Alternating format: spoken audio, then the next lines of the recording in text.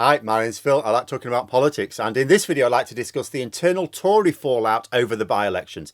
It would seem that winning Uxbridge might not have done Sunak any good at all.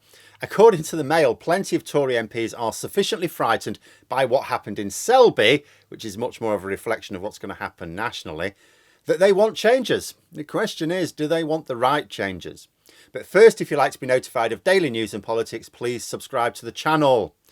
So the afterglow of hanging on to Uxbridge didn't seem to last very long. A few hours as far as I can tell. According to the Mail, Tory MPs seem to be demanding the resignation of party chair Greg Hands, the only senior Tory who actually did much campaigning, and for Sunak to go for tax cuts to turn their fortunes around. Now, they're so one-dimensional. The current Tories, the red wall want to slash immigration numbers, the blue wall want to slash taxes. Both are self-defeating in terms of what's best for the country, but Conservatives rarely care about that. But on this occasion, tax cuts would also be politically self-defeating as well. Tories love tax cuts, of course, and so do their supporters. I can't tell you how many people I've come across, especially self-employed people, who think that the Tories are good for them because they reduce taxes, but then they complain when all their overheads increase, or they struggle to get customers because every other bugger is facing real terms pay cuts. You know, how did the self-employed feel about the Tories in 2020, for example? About 3 million at least weren't very impressed. How many voted for them just a few minutes before, though? But how would the Tories even cut taxes? It's an even more ridiculous ask than the red wall immigration reduction. See, at least that's possible for the Tories to pretend they're cutting immigration next year. And I'm going to talk more about some issues on that in the second video today. But, you know, there are plenty of ways of fiddling that at least. But taxes, how did you do that? Funded tax cuts require either a surplus or public spending cuts. Well, the economy's tanking, so a significant surplus is sort of out of the question. As for public spending cuts, there are none to be had. In fact, as they're coming up to election time, they're actually having to make spending promises. Being clear, despite what the far right say, Sunak is not actually a socialist or anything close to it. He did not want to raise taxes. But he did. So how did we end up with the highest tax burden since like the post-war rebuilding years? If he could have cut public expenditure instead, he would have done. But over a decade of Tory austerity has cut public services down to the bone, and the bone is looking pretty bad shape. So how would you cut taxes? Well, one way would be to increase taxes on the wealthy. In other words, redistribute the tax burden. Increase taxes on the wealthy by, say, removing tax breaks. You might then be able to fund tax cuts for ordinary people that way. Although I would still say you'd be better off investing in public services. But the Tories don't do that. They don't tax the wealthy. So then what's left? Borrowing. But that would represent the unfunded tax cuts which incinerated Liz Truss's mercifully brief period in Downing Street. If Sunak attempts the same, he'll find himself getting the same reaction from the markets. And yet, if Tory MPs start belly aching for tax cuts out of fear for their own electoral chances next year, what's Sunak going to do?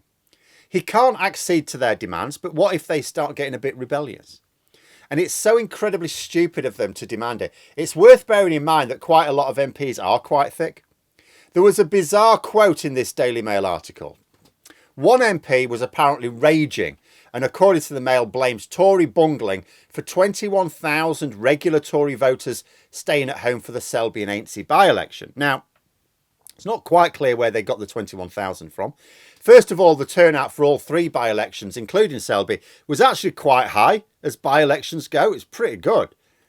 Second of all, there were only 21,000 more votes cast in 2019 in the general election as compared to this Thursday in the same seat.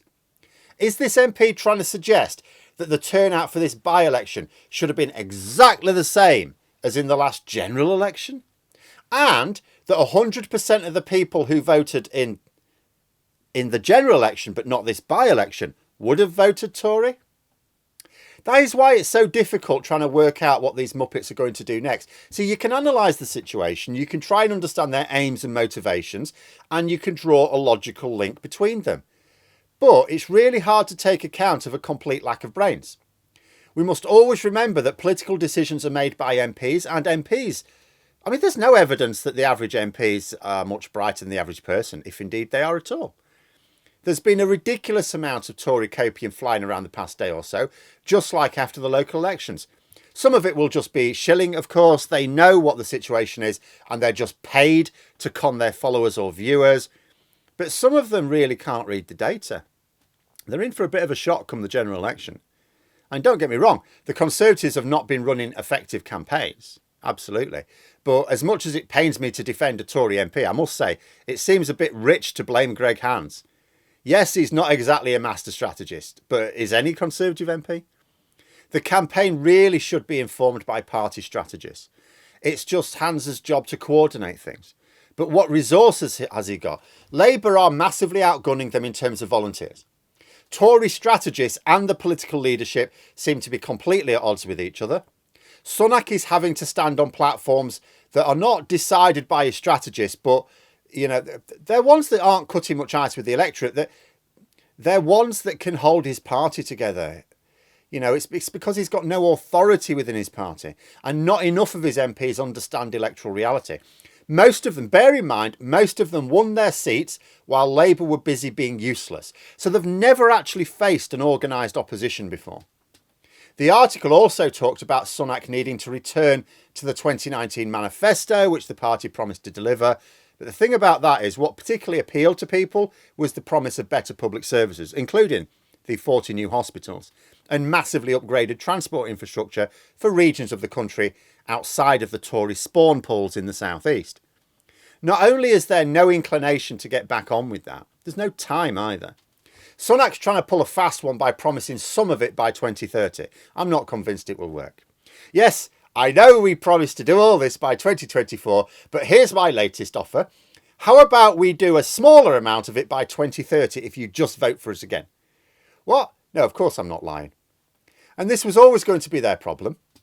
I said very shortly after the 2019 election, this is going to be interesting because the Tories now had an unresolvable dichotomy within the party. The red wall wanted the promised levelling up, but that needs investment, and investment in areas that would not technically give the same financial returns. But the blue wall wanted lower taxes, and if there was to be any investment, should absolutely not be for the trogs in the north. How is this ever going to be resolved? Completely antagonistic needs.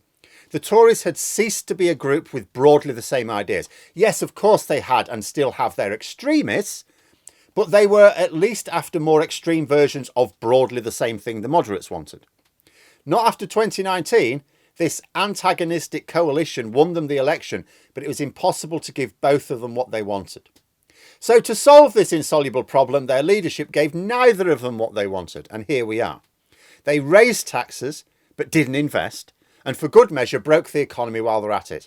Oh, and just for a laugh, they left the EU in the harshest manner possible to make it impossible to recover from their folly in time to win the next election. Never ceases to amaze me how Tory MPs didn't see this coming from a country mile away.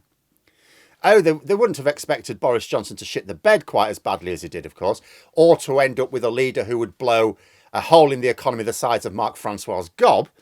But the tangle between these two huge factions was not just predictable, but inevitable. And so here we are, the year before the general election, about 200 Tory MPs fearing that they will lose their seats, with another 100 looking a bit uncomfortable, and they all want Sunak to do something that will help them out. But many of them are too thick to understand what that is, so they revert to type and demand unicorns. And Sunak is too weak to stand up and tell them to stop being silly. Or maybe he doesn't realise they're being silly. He has, after all, he's the leader who said after both the by-elections this week and the local elections in May that this was clearly a message from the public that he has to carry on what he's doing and change nothing. Although I will be discussing what his new double down tactics are going to be in the second video today. But there we are anyway. Those are my thoughts. Let me know yours in the comments below. Hope you found the video interesting. If you did, please click the like button. And if you'd like to support the channel further, the join button for memberships. And until next time, I'll see you later.